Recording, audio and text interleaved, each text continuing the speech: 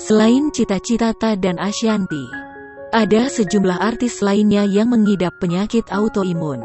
Penyanyi Ashanty diketahui telah mengidap penyakit autoimun sejak lama. Kabar terbaru, Ashanty sampai pergi ke Turki untuk melakukan pengobatan autoimun. Beberapa waktu yang lalu Cita Citata mengkonfirmasi mengidap penyakit autoimun. Setelah positif autoimun, Cita Citata menyebut telah menjalani pengobatan di Malaysia dan Singapura. Belum lama ini aktris Gesata Stella dilarikan ke rumah sakit lantaran kondisi kesehatannya yang menurun. Salah satu penyakit yang diderita Gesata Stella adalah autoimun.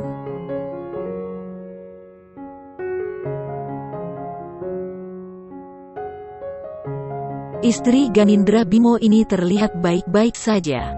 Namun siapa yang menyangka Andrea mengidap penyakit autoimun fase awal.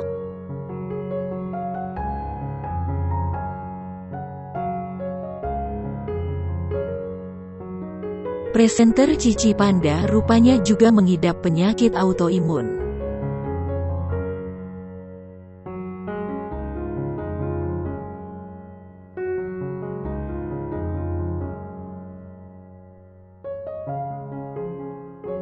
Komika Raditya Dika diketahui juga mengidap penyakit autoimun.